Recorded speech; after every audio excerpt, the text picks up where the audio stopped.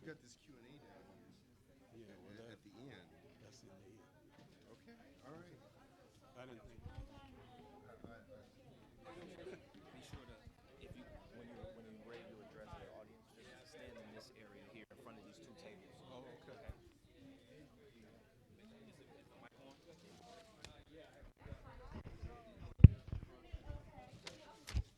Hello, everyone. Why don't you take a seat? We want to get started right quick. We still have people outside, so they'll have to come in very quietly. Um, First of all, I want to welcome all of you here and all of you on the Zoom. Thank you for tuning in. I'm hoping that you will get the information that you desire tonight. We have all the experts here, so there shouldn't be reason why you leave here without knowing what you need to know. I want to apologize because we haven't been able to have this meeting because of COVID. So we're going to pray that it keeps on going away so that we can do this again. First thing I want to do is I want to introduce the man who leads the city. He is the one guy that I have to say is the hardest working guy in the city. Maybe Chris Jackson might be, but the mayor beats him out. So without further ado, Mayor Butts.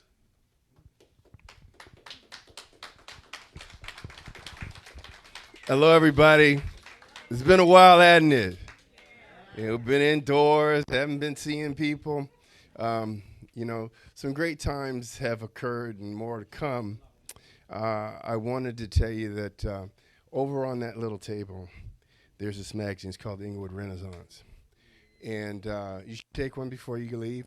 And if you're watching this live streaming, you can Google LA Times Inglewood Renaissance, and it'll give you. Okay, can you hear me now? If you are watching us live streaming, you can Google LA Times/Renaissance, and it'll give you a link to this magazine. It basically talks about what's happened in the city in the last 11 years. We're working on a $1.4 billion people mover project to connect the Crenshaw line from Market and Florence, over Market, over Manchester, over Prairie, to the venues and to the homes that will be there. The Sofi development has been joined by YouTube. They run a 6,000-seat performing arts theater. There's going to be a 300-key hotel, a dine-in movie theater, about 1.1 million square feet of dining and retail, about 800,000 square feet of grade A office, and about 2,000 residential units. We are looking at some proposals for Market Street. One's for the Fox Theater to turn into a combination of a restaurant, hopefully turn it into something like the Apollo Theater West. And one of the proposals has a dining area on the roof that lets you see SoFi, the Forum, and the Intuit Dome. So, we still got a lot of things coming. I want to talk briefly about Warren Lane. The councilman and I both want to see it remain open. It's a matter of economics. The school district has gone from about 13,000 children down to 7,000, and they have funding for about 10 schools out of the 19 that are open. And so for us to be effective in trying to maintain the only school in District 1 in the northern half of it will be to get funding. And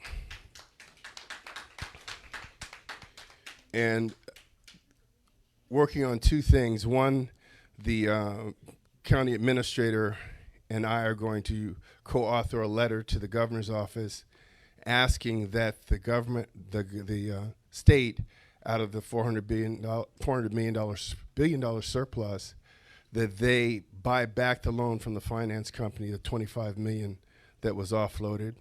That would bring $1.8 million a year back into the school budget.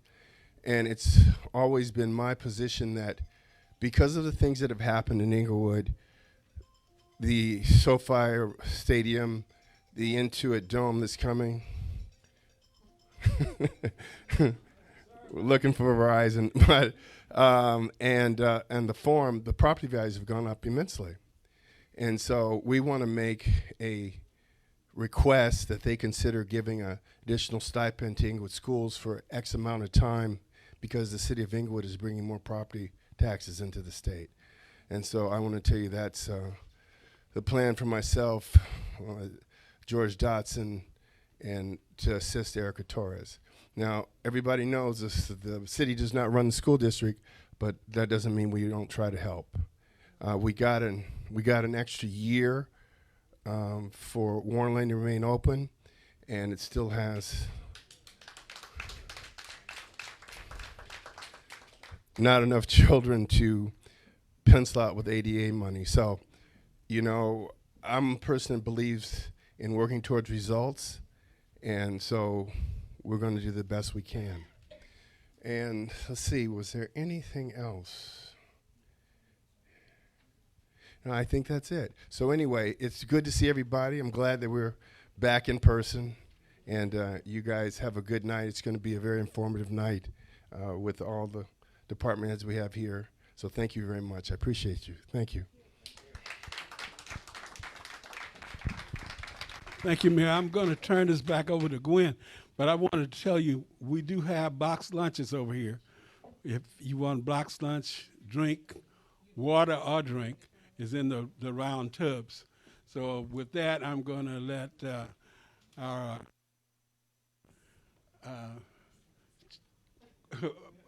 chair, what do you call it, ceremonial?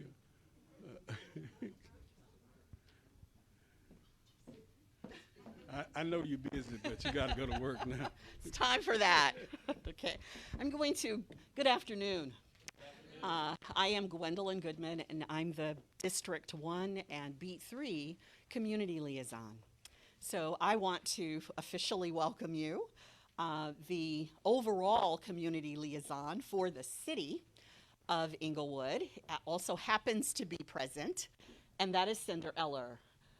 So she will, she's sitting in the corner, so we'll just, it would be nice, Cinder, if you would just walk over, and we'll give them a view. Okay. Excellent. Just a few logistics as we kick off the program officially. We've had our welcome from our mayor and greetings from the councilman. Pardon me. I'm going to ask that our presenters come about where I am so that we make certain that those in our home viewing audience are able to see you. And I'm going to remove my mask, okay, because I'm far enough from my audience that you'll hear me better if we do it this way. So we have some sandwiches in the room. So for those of you that are present, if you would be so kind as to avail yourselves of that refreshment. The restrooms are in the back. We're going to follow the agenda as it's printed. You would have received that when you entered the room. Okay, correct. We are going to make one exception, and the chief will actually follow me when I'm done providing these few logistics to continue today as smoothly as possible. The councilman's intent for tonight was to bring you an opportunity to come together as community face to face, to be able to see each other finally. Although we realize that because COVID is still a real thing, that we needed to do it in the safest way possible. And so that is that we were given a number, that 45 people was our number, and then we would be able to live stream the event. So those that are at home would be able to see all the things that are happening in the room tonight over Facebook. So that's the ideal, the best of all worlds, is that we're able to do a hybrid meeting with some of us live and some of us at home. And so it's an opportunity also, the councilman's intent was for a high-level view overview of all the things that are going on in our city that have come in as inquiry over these last 2 years. So our presenters have been given the questions that you have provided to us to be able to speak to tonight. Now, we obviously will not get to answer every question. These meetings will be continuing on a monthly basis, so it is not your last time to hear and come together over specifics. Tonight, we won't be addressing the tree that is pushing up roots on my street or on yours, but we'll be talking about the process globally, how anyone's tree that is pushed up, if you will, that's just an example, what is the process for how you would handle that? If you need to have your trees trimmed, or if there's something that is happening in your neighborhood that concerns you, who do you call and what number would you use? So it's going to be the global 30,000-foot view of how we get things done in our community. And each of the presenters will be bringing those answers from their perspective based on the questions that you have presented that have been given to them. The ITC project will be coming up, and I know there are lots of you in the room that are concerned about that and have specific questions, and there is an expert in the room that will be providing you information, again, globally this evening, and each presenter will do the same. So without further ado, we will bring up our Chief of Police for the City of Inglewood. Thank you. Thank you, Councilman. Good evening, everyone. Can everybody hear me okay? And I see I have some officers in the back there. I see Captain Hurt back there. I want to acknowledge him. He's in charge of our patrol bureau, our largest bureau. I see Sergeant Hackett, longtime resident and traffic officer, and now a sergeant with the city, and Officer Mosley back there, one of our newer officers, but well established in the community. I know Gwendolyn also mentioned Miss Eller. She's a very important part of this, of our officers and what we do out there, specifically with homelessness, which we all know is a major issue and a concern for all of us. And her, along with a specialized unit that we have, where we have embedded with us a Department of Mental Health clinician who goes out with our officer, and Cinder also tags along many times and will help out with the homeless individual.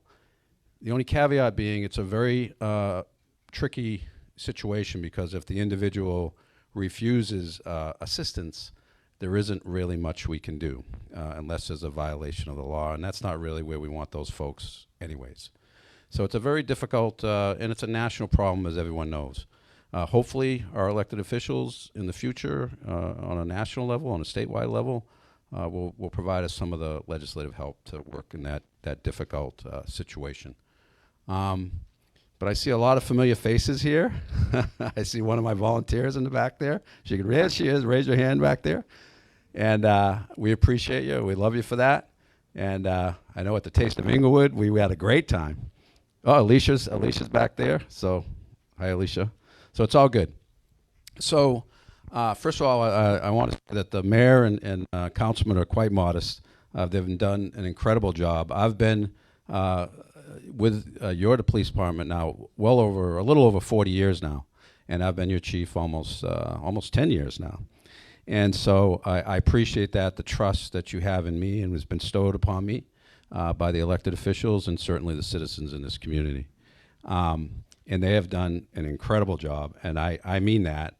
And you know, the growth and everything that's going on here, world champion Rams, everything else we have going, has really been amazing. So kudos to them, my hat's off to them, and I thank you for the confidence they put in me.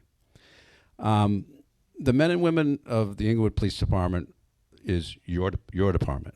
I've always said that from day one when I became your police chief, and we're here to help and bring fair and equitable service to everybody. That was what I promised on day one, and I continue to promise that as long as I'm your chief. And what does that mean? That means we have officers that are polite, professional, are attentive and competent in what they have to do. And I can assure you, the men and women here, especially our newest captain here, Captain Hurt, in charge of your largest bureau, the Patrol Operations Bureau, which handles a large portion of calls for service, that is what you're going to get. And anything less, then we will have a conversation about that, and we'll address that, whether it's training or directing someone, an officer, in a different way on how to conduct themselves.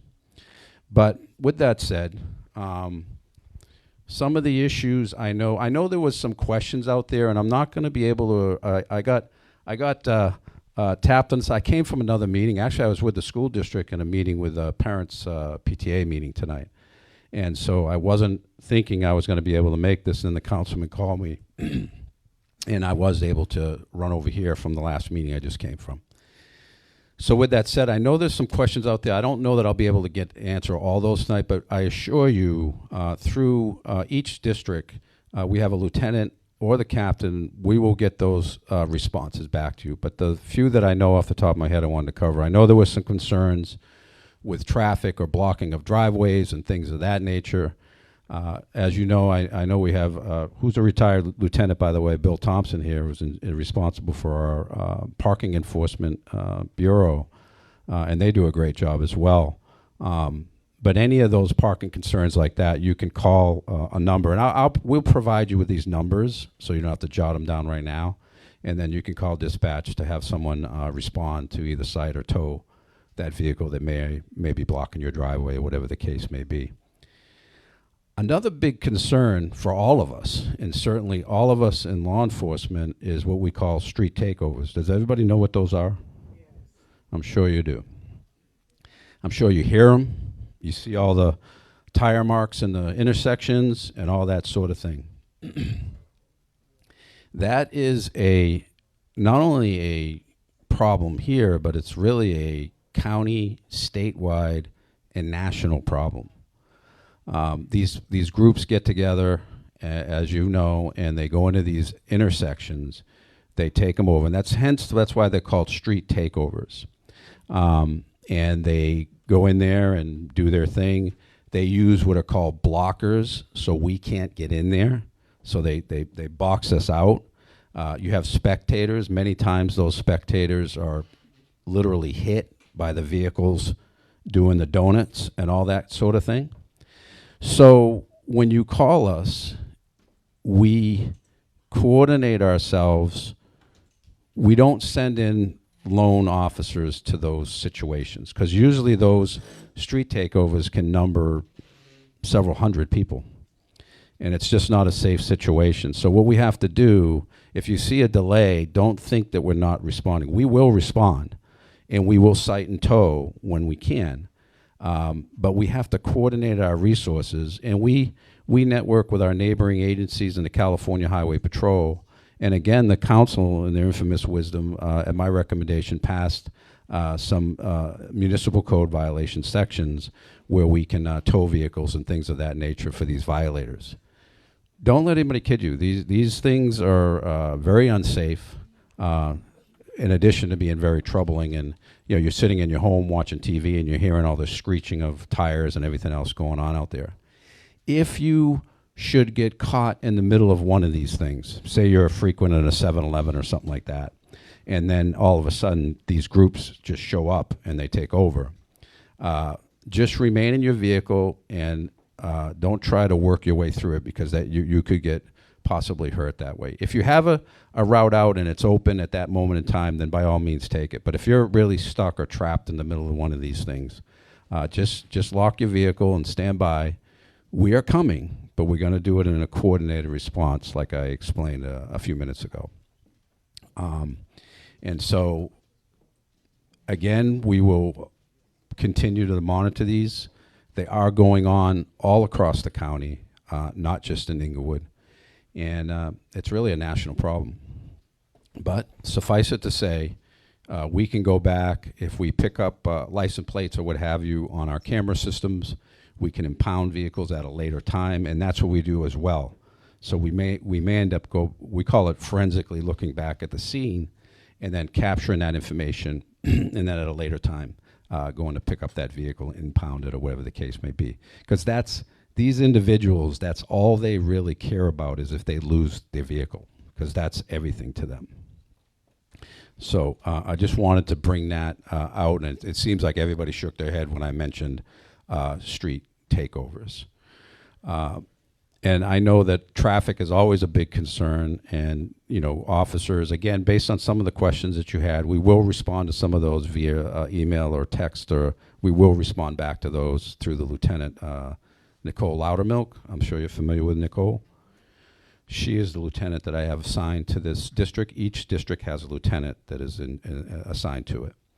So, but as far as traffic enforcement, we're always out here, enforcing traffic. If we see people committing traffic violations, we're going to pull them over, give them a citation, and so forth. What I always say about this, and I just went through this with the school district in a meeting I was before I came here, they asked us to increase our presence at a particular school, and sure, lo and behold, which always happens, some of the parents dropping off some kids ended up getting stopped and getting a ticket because they ran they rolled through the stop sign or whatever the case may be. That's the only caveat. When we come, we don't distinguish between who lives next door or whatever. We just enforce the rules. Obviously assuming that there's a violation. So I wanted to point that out to you. So we'll be there, but just remember we're there, because I have to cite any residents. But hopefully everybody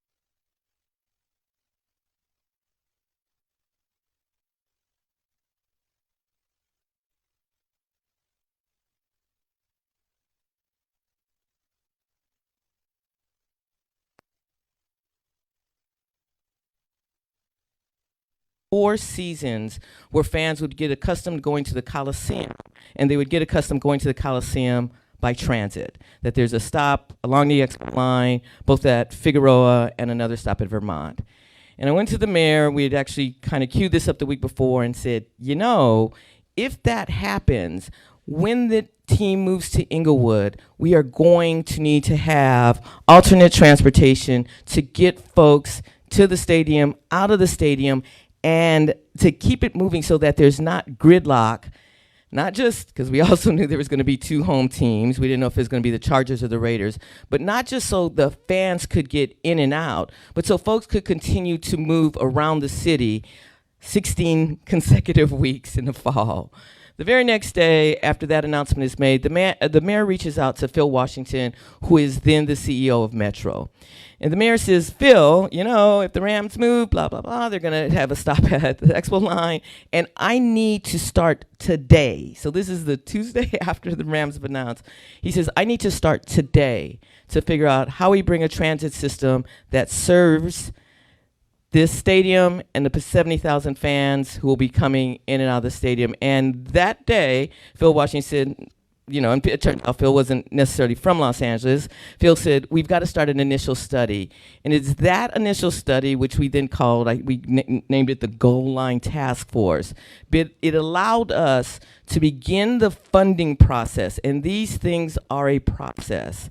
And it allowed us to begin the process that has now secured close to $400 million in state and local funds towards the goal of having a fully funded project, which is going to be a little bit north of $1 billion, billion here, a billion there. We're used to it now in Inglewood.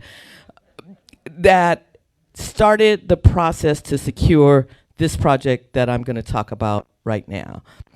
So if we could have the next slide. So it is called the Inglewood Transit Connector. And ideally, it starts, there's a station that's going to be the LAX Crenshaw line. It's going to be at Market in Florence. And it is going to come down Market Street, hard left on Manchester, hard left on Prairie to serve the downtown Inglewood area, service the Kia Forum, couple of things going on in the middle, and hopefully to get down to what will be to a dome where the Clippers will play. So part of what this ITC also does is it's a destination connector, and because it would link to Crenshaw, you would be able to take one trip from the Hollywood area. You'll also be connecting at the Exposition line, which takes you to Santa Monica, takes you downtown, and eventually connects to another project in the making is a light rail extension into Torrance. But this leg would connect all those aspects of the region and includes some of the most notable destinations, entertainment destinations in Los Angeles County. Next slide. So I mentioned the destinations. It has to do. There's a term of art that Metro uses, which is how do we make that last mile the most convenient mile? And this again is the objective of the project. And I'll take the next slide. So one other thing that comes up now, there's a lot that was planned for, but what wasn't necessarily we knew was going to come online was the Olympics. So in 2028, Los Angeles. Oh, I need to go there, but I can't. I can't do both. Okay. Thank you.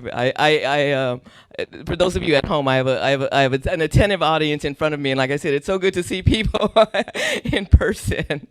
And I also have got glance over my shoulder to just look at the slides. But the key being that much to the chagrin of our friends, our neighbors in downtown Los Angeles who have had opening games for 2 Olympics, opening ceremonies will be at SoFi Stadium. There will likely be events at the Inglewood Dome, likely events at the YouTube Theater, and events at the Kia Forum. So the Olympics is a huge impetus to get this project completed by 2028. Challenge there is that, remember, back to the process and back to funding. So we are working very aggressively. To secure funding, keep this process going, because the goal is for folks to be able to access these destinations during the summer of 2028. Next slide. It's a 1.6 automated system. Technology has not yet been decided. My guess is it'll be very much like the automated people mover that they're building now at the airport, but intended to be light rail. And again, it's about 1.6 miles. And for those of you who can't see, I called out what the route was. But again, Manchester down to Service, the Prairie Corridor, perhaps one of the most valuable 1 mile stretches in the country right now, with roughly $8 billion of investment in the last 10 years. That's pretty phenomenal. Next slide. So, one of the things that we think about always when we talk about these kind of structures and construction coming in is what's that mean to the environment that we already have on Market Street? What's that mean to Manchester? So do know that we look to do this with minimal impacts. That one of the reasons why we will likely be elevated. Very mindful that we want to be sure that this project improves our community. We hear a lot about what are the construction impacts are going to be. We are already working with Metro. Metro has a business, what's called a business assistance program for small businesses that might be impacted. That's a model that's already in place. We look to bring that here. We look to start really getting out there and meeting with folks to be sure, again, that this project is a benefit to everyone in the community, business and residential. And last slide. So there's some design standards. These are some images of other places where we have automated people movers, where we're very mindful of what our ground environment is. We're very mindful as they were designed, what the retail area looked like. Also, again, towards the goal to be sure that this is not an edifice that looms over us, but instead state-of-the-art technology that facilitates economic development and transportation. And one more. It's our construction commitment program. I mentioned the business assistance program that will be modeled after Metro. We also will have a traffic management plan, aggressive air quality and monitoring, construction monitoring, again, to be sure that we are a good neighbor throughout a construction process, and our business and community support program. Next slide. So I mentioned the Business Assistance Fund. Right now, there's targeted for to be a $5 million program to help with everything from facade improvement, upgrades to facilities, potential relocation, business investment. And I will tell you, this team is looking very aggressively, particularly at state and federal programs, to be sure that we are helping businesses that are going to be impacted to continue to do business and expand their businesses and grow their businesses to the extent possible. And this should be the last one. And that's the last one. So that's the overview of the Inglewood Transit Connector. There is lots going on there. We are, as I said, very mindful that we are moving at a fast pace, but again, towards the goal of having it done for 2028. We are very much interested in coming out and speaking to any homeowners groups, any organization that you have or you want to be briefed on this. And in the interest of knowing that there's a couple of other things going on tonight, I just want to let you know that we will come out and give this presentation and dive a bit deeper into any questions that you have as it relates to business relocation, as it relates to construction mitigation programs. We are wanting to do that. So I also have the honor of working on 2 projects this year in Inglewood. And the other project we're working on is some of you might remember 25 years, FAA had some vacant land down on the corner of Prairie and Century. Wasn't a lot going on there. And, all of a sudden they're like, well, what could we possibly do there? Steve Ballmer comes in. He's tired of playing at Staples Center. And lo and behold, whereas there's possible acreage to build an arena in LA County that fits all this vision that Steve Ballmer has, and it is at the corner of, so now I'm wondering, Gwen, I was going into a dome, but am I supposed to be taking? Right. So my understanding. Okay. So take some Q&A. No, Q&A will be at the end. Okay. So then we can go to the next. I'm sorry. Yeah.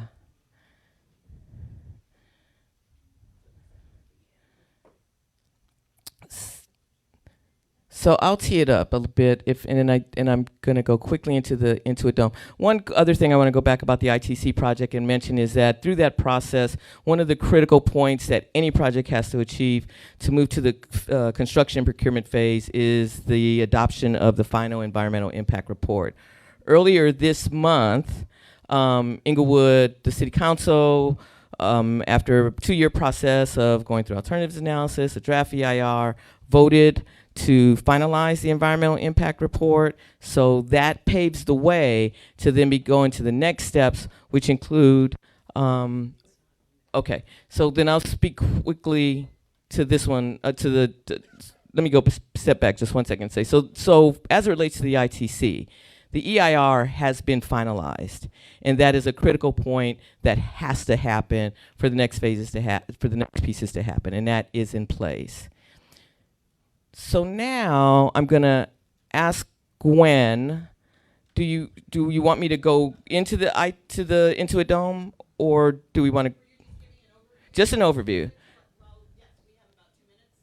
Okay. Okay. Okay. Okay. All right. Very good.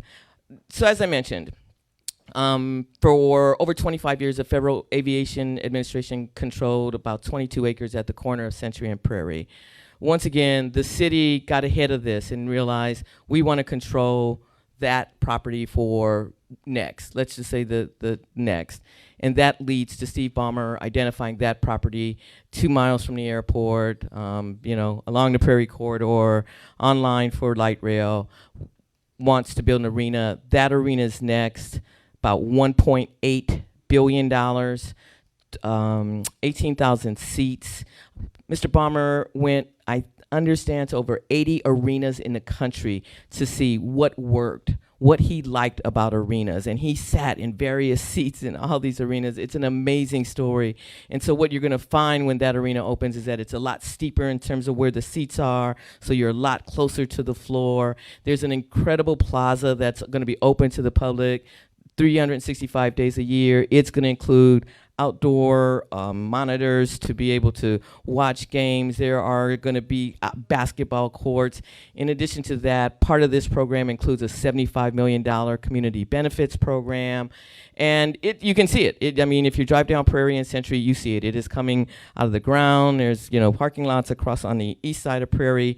The pieces that are going on right now that are of impact to all of us, I will tell you, is Prairie Avenue. You'll notice increasingly Prairie's being reduced to 1 lane. That is going to continue for a while. Some of that work will move down towards Imperial. It has an awful lot to do with utility relocation, sewer line relocation, that type of construction that has to happen underneath the arena to accommodate 18,000 fans, and some of whom may be having beer. So sewer relocation and all of that is important.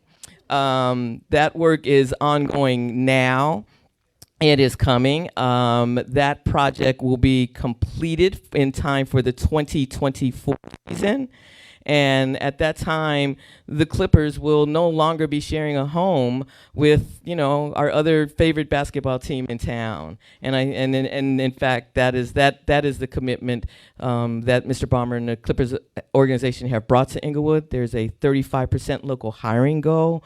There is a local business hiring goal that is very aggressive, and I will tell you that I have not seen an organization that has been so committed to those goals and that reinvestment in the community like I have seen from the Clippers organization. So with that, I want to turn it back over to Ms. Goodman. Thank you again, Councilman, for having me this evening. I like getting out in public. So thank you. Thank you, Chris, and the Robert Group. We're going to move this right along, so without further ado, Jason Witt. All right. Good evening, everyone. All right, there's some good energy in here. I like it. Am I standing in the right position? There we go. All right. So I'm here to talk a little bit about SoFi Stadium in Hollywood Park. I know to date you've probably heard a lot about SoFi Stadium as a whole. I've been asked to focus a little bit more on the retail district, as that's going to come online here pretty soon, but I'll give a brief overview, SoFi Stadium, Hollywood Park, and the grounds a little bit. So SoFi Stadium sits on 60 acres of land. It has essentially 3 structures: the bowl, the roof, and our mechanically stabilized earth wall. Main features of the stadium: you got 70,200 seats, roughly 3 million square feet of usable space inside. We've hosted number of football games, as you've seen. As we said, the Super Bowl champion LA Rams just played there. So lots of games, lots of football that happens there. Outside of that, I didn't even skip. I guess I kind of did an introduction. My name's Jason Witt. I'm the Senior Director for Community Affairs and Engagement for SoFi Stadium in Hollywood Park. What that encompasses is our philanthropy strategy, local hiring, outreach, and initiatives, as well as local business initiatives and minority, disadvantaged, veteran-owned, women-owned, LGBTQ+, all the alphabet soup of businesses. How do we get them involved in what we're doing at Hollywood Park? So that's what my department oversees. As we said, so that's kind of a brief overview of the stadium. You have our infinity screen presented by Samsung. Just lots of extremely fun things that are happening at the stadium, and I'll point a few of those out just for your own awareness as we move along.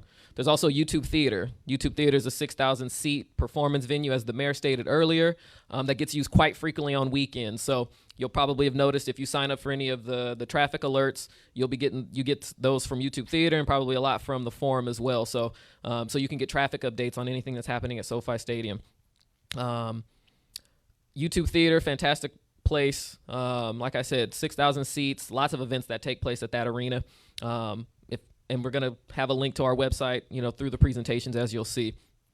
The rest of the ground, so we'll talk a little bit about retail, but I'll talk about some upcoming events right now. So we can go to the next slides. So the first thing I'll talk about is the Kinsey Collection. So the Kinsey Collection at SoFi Stadium in Hollywood Park it's currently being featured at SoFi Stadium down on the Google Cloud Club and Suites Level 2. It is one of the most robust art history collections in the world, started by Bernard and Shirley Kinsey. They have been a fantastic family to work with, and we've had the collection there since late February of this year, going through June 19th. So if anybody is still interested in coming to see it, tickets start at $15, but for Inglewood residents, $12 a ticket. We are open Thursday and Friday from 12 to 5, and then on the weekends it's open from 10 a.m. to 6 p.m.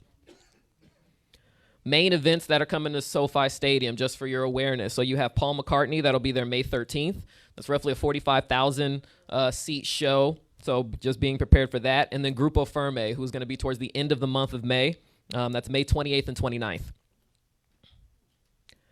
And then we'll talk a little bit about retail. I know I'm moving kind of quickly. Apologize for the person that has to move the slides along. So we'll talk a little bit about the retail. Retail is roughly, you have in phase 1, 500,000 square feet of retail space that's coming.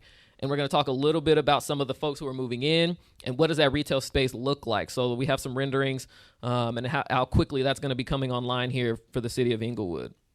So the grand opening is slated for spring of 2023.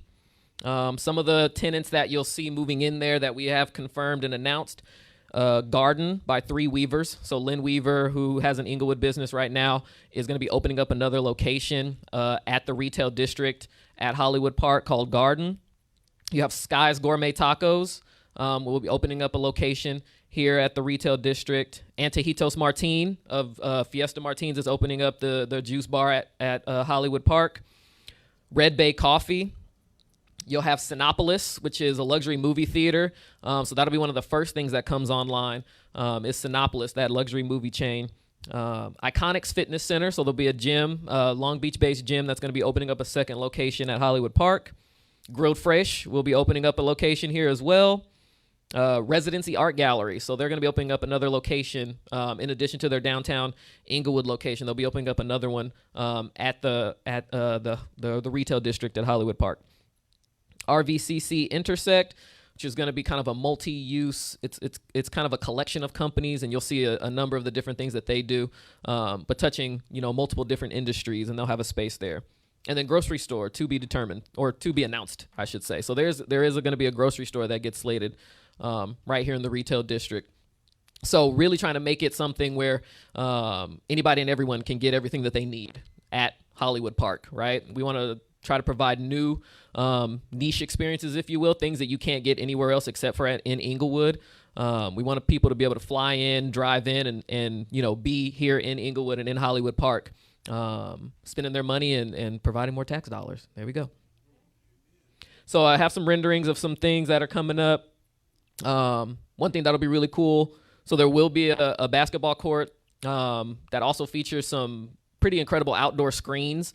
So we can host outdoor movie nights for the community as well.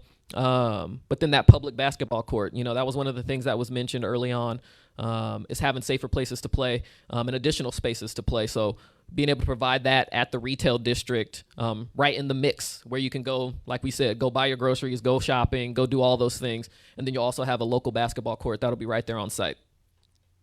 And then some more renderings of just some of the promenades in different spaces. So really trying to go for, I say an advanced Grove, right? Because, we're Inglewood, so City of Champions, we do championship level things. So we want to really upgrade and elevate everything that we build to make sure that it is a reflection of our community and, more places to sit, more promenades, more community activation spaces. One of the things is we know we have a community that loves to get out and walk. Go for walks, especially around Lake Park, once that is opened up, as well as through the promenades as well. So finding those places where people can congregate. And then we'll keep it on going. Just more renderings of some of the different shops. Like we said, really trying to find a niche here in Inglewood and provide things that people can't get any other place. And then the next, we'll talk a little bit about some of our artwork that's going to be going up or has already actually been installed in the mural program here. So as we talk about public art, we want to make sure that we're impacting the culture and reflecting the culture of Inglewood and enhancing it as much as we can. So you have Jeff McFetridge, who has a very large-scale installation that went up. You have Kalita Rawls, who you may see. She's been featured on she did the cover for one of Ta-Nehisi Coates' books.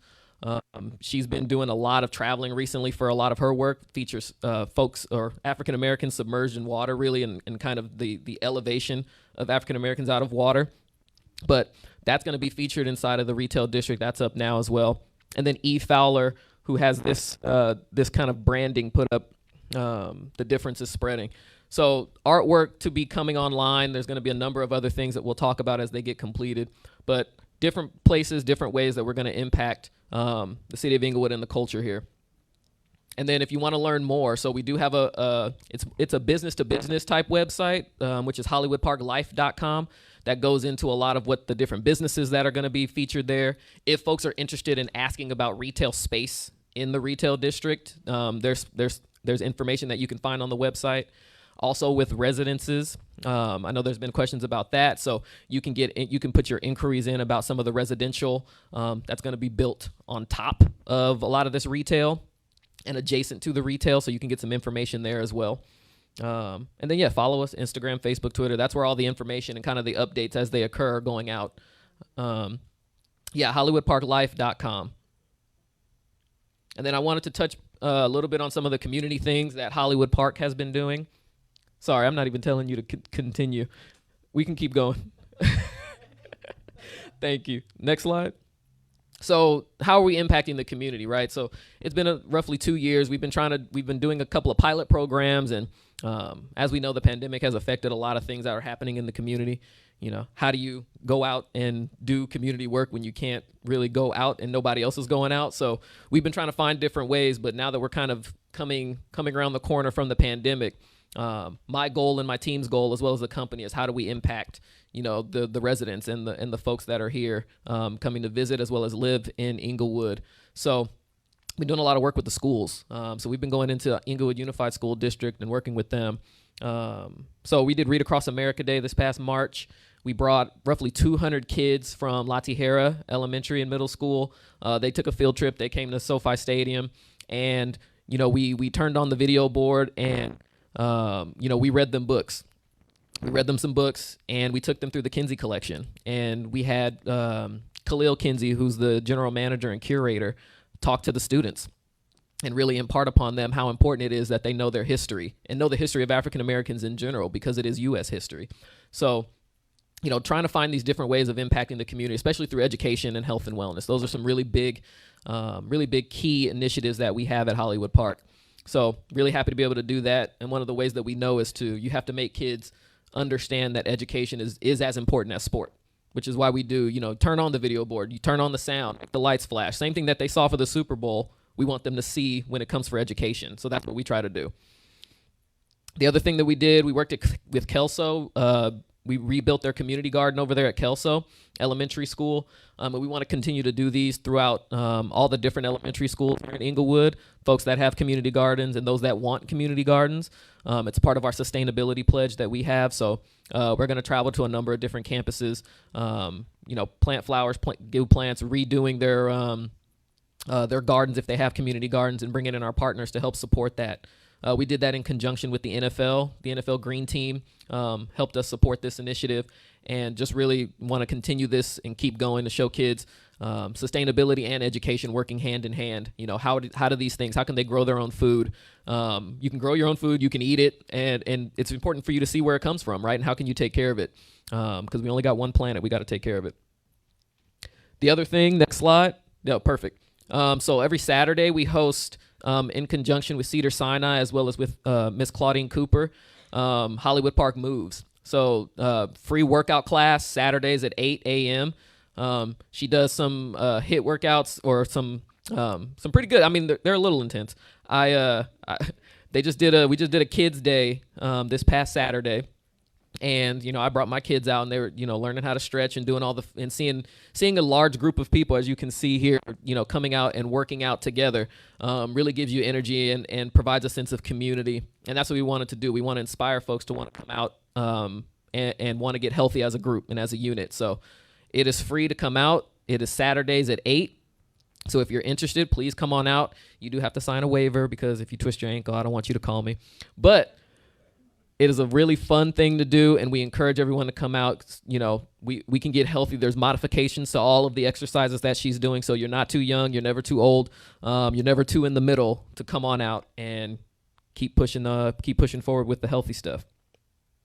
And then if you have questions for me, or questions for Hollywood Park as a whole, have our contact information up here as well. So general questions, you can reach out to engagement@hollywoodparkca.com. Phone number is listed there too, 424-541-9200. If you have donation requests, donations@hollywoodparkca.com, send them all to that email address. Hollywood Park Foundation, because we do have a foundation where we do plan on starting to do grants for nonprofit organizations, scholarships for kids, especially as it works in conjunction with LA Bowl, which is an event we do yearly, bowl game that we host. Really trying to impact and affect teachers and students as well.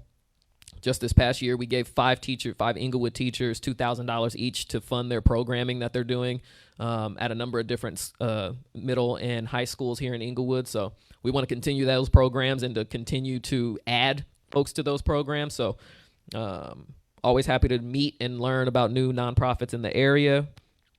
And then a lot of people send me requests for private events, and I do not do those. So I'm putting the information here where you can submit your request, where we have a full team who is more than happy to talk to you about your events. And that's sofistadium.com/private-events. And that's my spiel. I think I did. Did I make it in time? Perfect. All right. Thank you very much. Appreciate your time.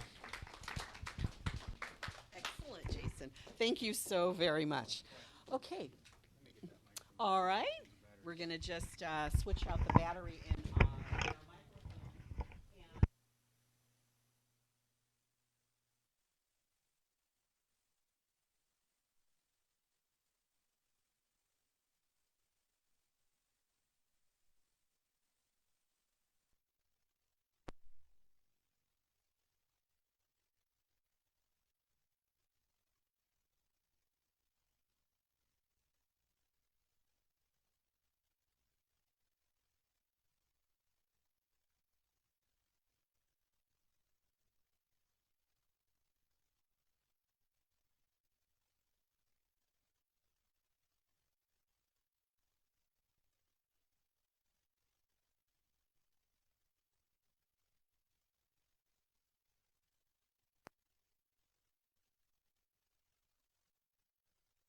CL. So I was asked to just brief you guys on some public works projects. Again, my name's Flynn Marine. I've been with Public Works for quite a while. So I'll just go ahead and go off my notes here. So streets are going to be resurfaced. We're going to do La Palma Drive from La Brea to Prairie, Gay Street from 65th to 68th, Long Street from 66th to 68th, 68th from West Boulevard to Park Avenue. We're also going to do the Crenshaw Service Road from Arborvitae to Hardy, and 2nd Ave from Hardy to Century. With that said, those streets will also have sidewalk, drive apron improvements as well. Our alley improvements will be here south of Manchester between 11th and 10th and 8th Ave and Crenshaw. We'll do complete handicap ramps on 8th Ave between 79th and 83rd Street. The concrete repairs only would just mean sidewalks, drive aprons, curb and gutters. Will be 79th Street between 8th Ave and Van Ness, 3rd, 4th, 5th, and 6th Avenues between Hardy and Century, and Manchester Drive between Manchester and Prairie. Crenshaw Boulevard is in a design phase this year, from city limit to city limit, and construction will be next year. Okay, what else we got? So with that said, those are all the projects we'll be doing. If you guys ever have pothole requests or tree trimming requests, street repair, anything like that, the numbers are 310-412-5340 or 310-412-5333. Okay? And I'll answer any questions at the end of the meeting if you guys have any. And thank you for your time. Thank you. Okay.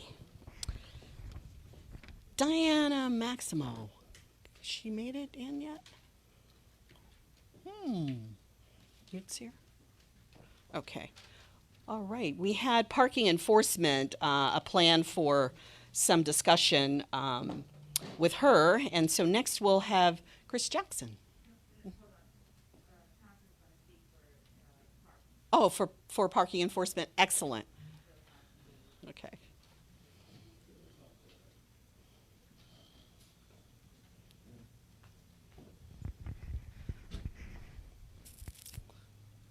Good job. Okay, if you'll just introduce yourself to us all. I'm Bill Thompson. I work for a company called LAZ, L-A-Z, LAZ Parking and Traffic. We have a contract with the City of Inglewood to provide parking and traffic enforcement throughout the city. And I'm going to leave you 2 phone numbers. One number, because it often comes up about how do you reach dispatch to have parking enforcement come out and deal with somebody parking in your driveway or other illegal type parking. And this is the phone number that goes directly to the parking and traffic dispatcher. And it's area code 310-412-8731. The second thing is, as you know, okay, it's area code 310-412-8731. Now, secondly, as you all know, the city has a citywide parking permit program that began about a year ago. And not really new to the city. Back in 1982 is when actually the program began, but it was limited to areas surrounding Hollywood Park and the Forum at that time. But all it's done is really expanded throughout the rest of the city. Program is exactly like Los Angeles, Culver City, Manhattan Beach, West Hollywood, very similar program. I'm going to give you the phone number to several clerks that are experts in that permit parking program and can answer any questions that you have, can help you log on and get the permits for your cars. It's a virtual system. So it's not like there's a hang tag that's going to hang on your rear view mirror. Everything is done virtual. The enforcement cars have cameras on board and computers, and as they drive along, they'll know which cars belong and which cars don't. Now, most of it is to relieve the neighborhoods that surround the entertainment district, Hollywood Park, SoFi Stadium, the Forum and soon to be Intuit Dome, so that these cars, these enforcement cars, will know which vehicles are fans that are parking in your neighborhood and walking or Ubering to the venue. And so these cars will be cited, and there is the option, too, to have it towed if necessary. This phone number is area code 310-412-5398. Now, there's a voicemail message if there's not a live person that answers it, but usually within 24 hours, within the next day, one of my clerks can get back to you. And I can't think of a time, and I take many of the calls too, where we haven't been able to solve any problems that residents call us about. I want you to know that the permit parking program was never developed to hurt the residents and cause problems for the residents. There's a lot of information out there that is just not correct. And so our clerks can help you address those questions. On entertainment nights where the Forum or SoFi is active, I want you to know that I'm out there all the time. I'm out there at every event. And driving around, I've got a white pickup truck. I circulate the neighborhoods and make sure that the parking enforcement officers are getting around the neighborhoods to make sure there's not issues. So there's very little I don't know that's what's happening out there. The success story is, and I recently had a conversation with not only the police chief but the mayor as well, the neighborhood just west of the Forum and SoFi, usually during events, you'd be lucky to be able to get down the street. People double parking, just parking in the middle of the street. But believe it or not, you can drive down those streets now during a Forum event and actually find parking. Every arena and major stadium throughout the country that the police department and the police chief visited, every city told him that you've got to give a parking permit program time to work. And so it's been about a year now, and we're seeing some good success. There are some neighborhoods that we don't generally enforce on a routine basis because, like any program, the city is finding that some neighborhoods that were expected to be really impacted have not been impacted, and others have, others more than the other. So there's a lot of flexibility here, and I've yet to have a situation where when I'm talking to a resident that we haven't been able to solve their problem. So a lot of flexibility. There's been a lot of adjustments made by your city council members, and the whole thing is to try and make it so that if you, whatever street that you live on, that you're able to park your cars in front of your house. I had a call with a businessman not too long ago, and he called me and he said, look, I was referred to your number and I was told that you can help me get permits. And I said, how many are you looking for? And he said, I need 12. And I said, you drive 12 cars? And he says, no, I drive 6, but I've got my work trucks. And I said, tell me, where you park those trucks? And he says, well, I park them out in the street. And I said, well, how do your neighbors feel? And he says, oh, they don't complain. And I said, well, you know, I don't know. I mean, now is not the day really where a lot of people go to their neighbor and start complaining about their cars without maybe getting punched in the nose. So anyway, we had a long talk on the phone, and he finally agreed. He says, yeah, you're right. He says, to be honest with you, I have been getting notes on the trucks about, can't you please find some place that you can park these so that I can park in front of my house? And so anyway, so a lot of it's just we talk things through. But again, there's not an occasion where I don't think we can help you. So those are the two important phone numbers. And again, all the events that happen, whether it's SoFi or the Forum, I'm out there. We've got a crew of about somewhere in the neighborhood of about 30 enforcement officers helping direct the traffic and deal with the parking problems. We're there to help you. Give us a call if you need us. Thank you. Great team. Thank you. Well, certainly that was the heartbeat of a number of us wanting to have some of those answers quickly. So with on the tonight we had hoped that we would have an opportunity to hear from our school board representative. But what we need is more of a dedicated time to that topic. I did hear from her this afternoon. She is willing to come out and engage the community in a future meeting. She has also indicated in her response to me that she will reach out to Councilman Dotson and set some time to speak with him. She has not done that to this point, but her intention is to do that. They will connect so that he is better informed as to how she voted and what it is that she is planning for those of us that have great concern for what's happening at Warren Lane.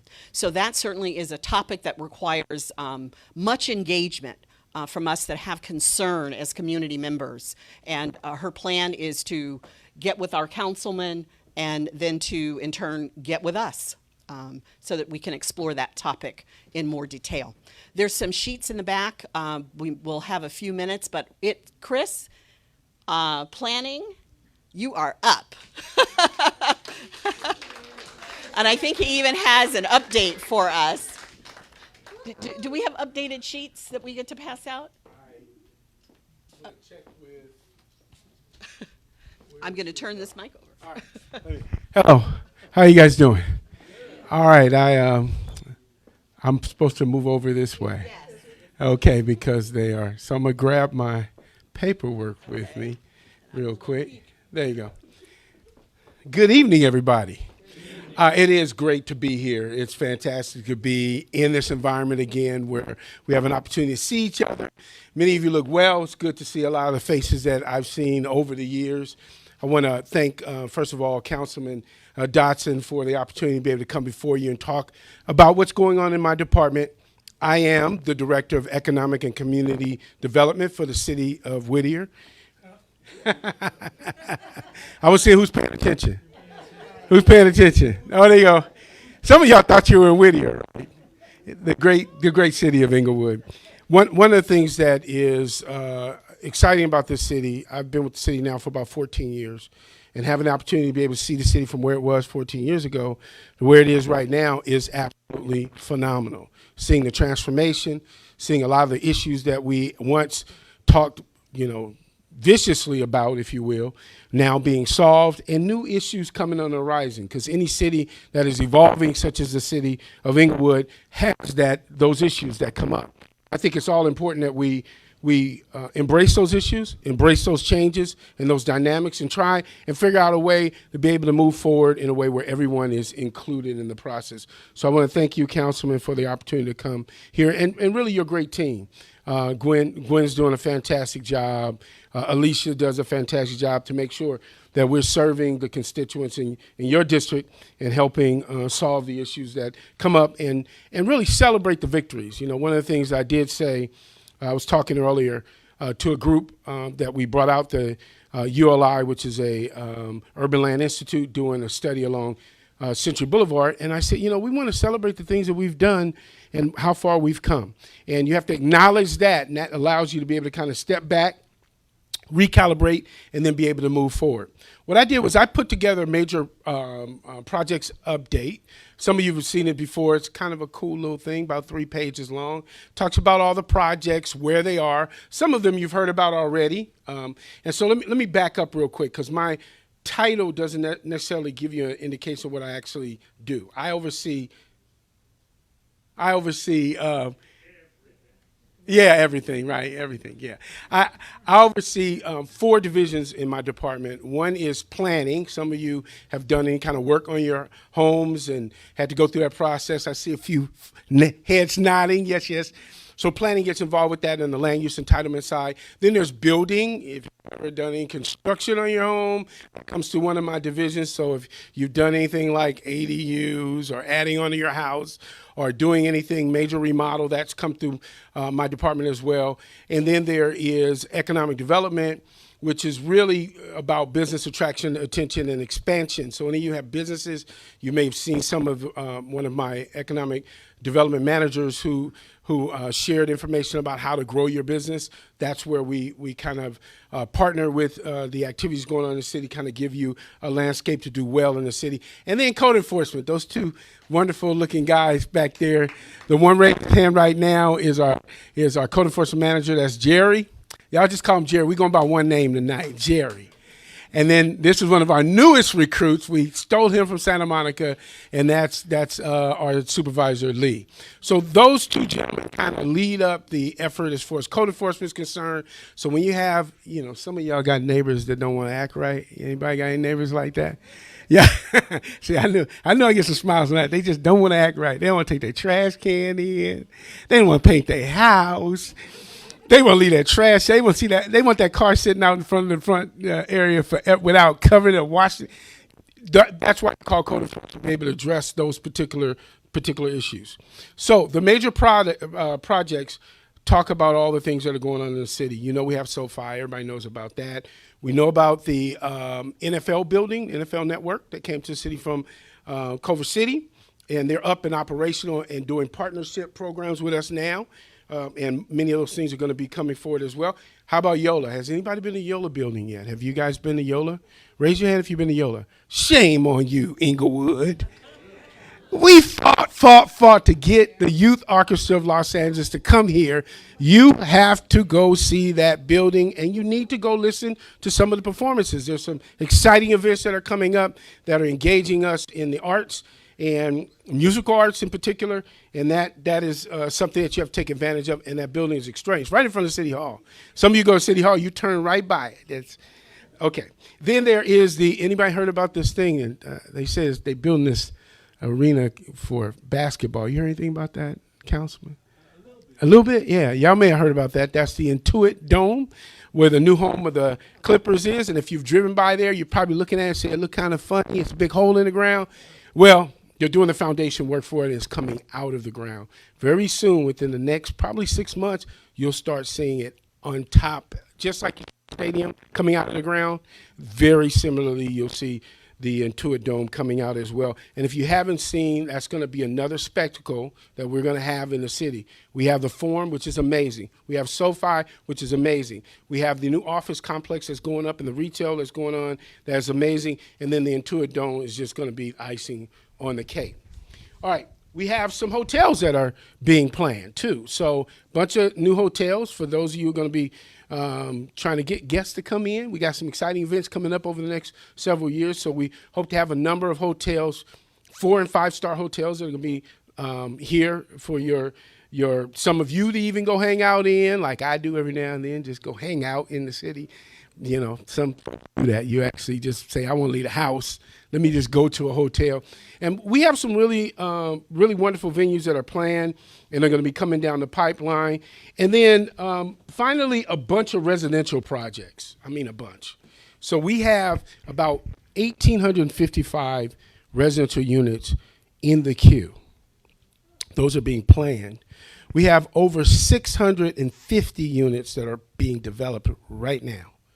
And obviously, one of the bigger ones is our Inglewood Gateway. Anybody know about the Inglewood Gateway project right across from City Hall? It's that building that's going out the ground off of Market. Like, what is it?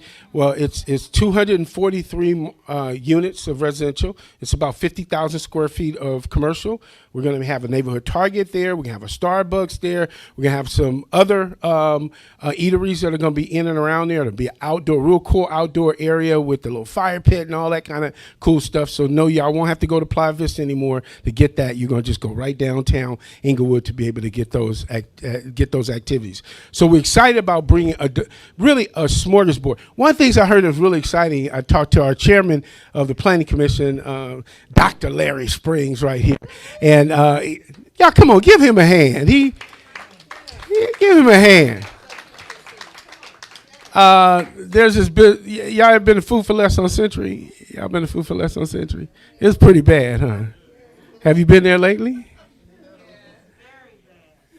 Lately,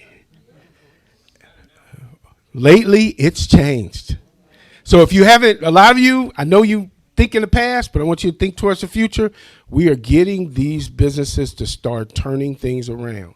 Now, there's a number of things I think that we cooperatively need to do and strategize and talk about the types of businesses that you like to see in the community. We're going to work through all of that. I go through a lot. I travel a lot to be able to try and bring those businesses here to the city. You have to have that conversation. So I'm excited about the fact that all of the city council folks are actually contributing to that to make sure that we get the types of businesses and services that you guys look for. Jerry's in the back. There may be some questions that are going to be asked. I think I'm it, Swan. And by the way, I always get invited here when I ride my bike to City Hall. So I got in my little skivvies and I rode my bike to City Hall, and now my bike's sitting there all lonely because of tonight, and I got to ride back in there. So anybody driving down La Brea, do not hit me. So I'm telling you right now, stay clear. That'll be me on the bike. All right? I love it. Thank you so much. So much. I'm going to ask that parking and come back up. And let's just take a few minutes. Those of you that need to leave, you're certainly welcome to do so. We're going to be saying goodbye to our Facebook audience in just a few minutes. But we have one of the other major inquiries was around speed bumps, because we've had, as the our chief of police talked about, some of the activity that's going on with people driving erratically, and so there have been those questions.